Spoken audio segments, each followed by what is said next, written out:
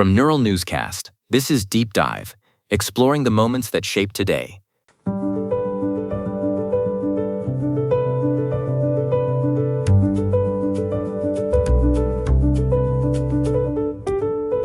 Welcome to Deep Dive. It is June 5th, 2026, and today we're exploring a moment when the world stood at a crossroads, forced to decide whether to rebuild from the ashes or let the ruins of war dictate the future.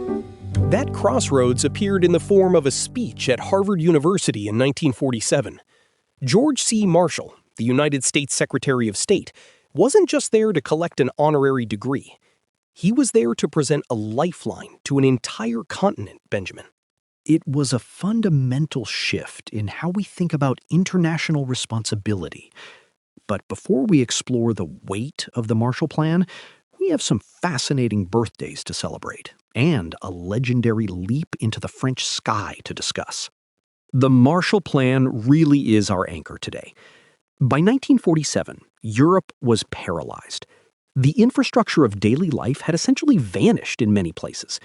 Cities were decimated, transport networks were non-existent, and millions were facing starvation. Marshall saw that without a stable Europe, the very concept of global peace was an impossibility. What I find so compelling about this, Daniel, is the ethical calculation behind it. This wasn't framed as mere charity. It was a realization that the fates of nations are deeply intertwined. Marshall argued that the United States should do everything possible to assist in the return of normal economic health, because without that health, political stability is just a dream. And the scale was staggering. We're talking about billions of dollars funneled into rebuilding the fabric of urban life. It wasn't just about writing checks. It was about revitalizing factories, repairing housing, and ensuring that European cities could breathe and function on their own again. It was the ultimate investment in a collective future. The long-term consequence was the foundation of the modern Western economic order.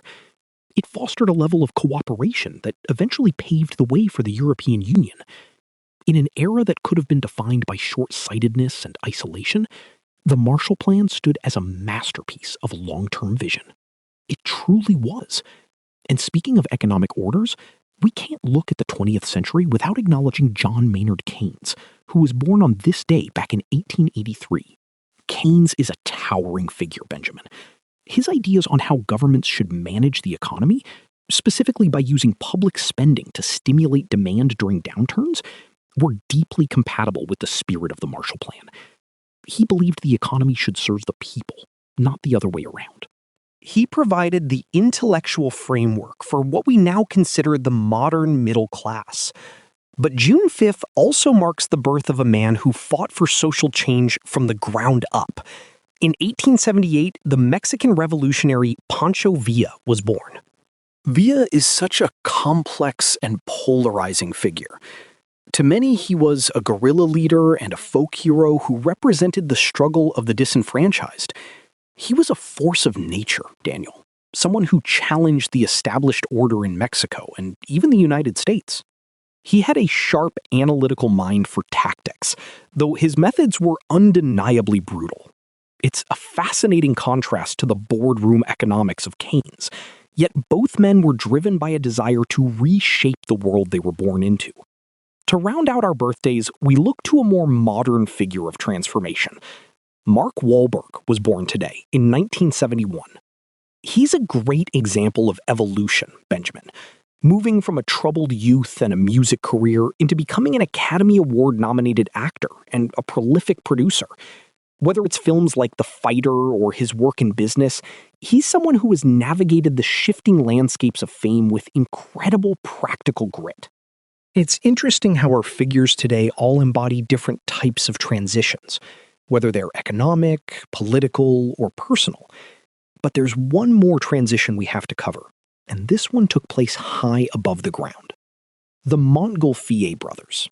On June 5th, 1783, they held the first public demonstration of a hot air balloon in Annonay, France. It was the moment humanity first unmoored itself from the Earth. I often try to imagine being in that crowd, Daniel, watching a 33-foot diameter balloon, crafted from linen and paper and filled with smoke, rising 1,000 feet into the sky. Before that morning, human-made objects simply didn't do that. The engineering was rudimentary, but the breakthrough in understanding physics and buoyancy was profound. It fundamentally changed how we perceive the limits of human movement and the possibilities of discovery.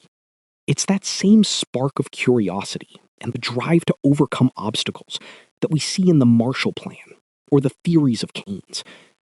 It's the belief that the world doesn't have to stay the way it is. We can build something better, or we can simply fly. Whether it's rebuilding a continent or taking flight for the very first time, June 5th consistently shows us the power of looking upward and forward. From the halls of Harvard to the skies over France, history is shaped by those willing to propose a new vision for what comes next. To read more about these stories, you can visit deepdive.neuralnewscast.com.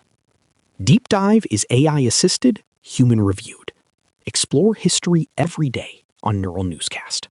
This has been Deep Dive on Neural Newscast, exploring the moments that shape today.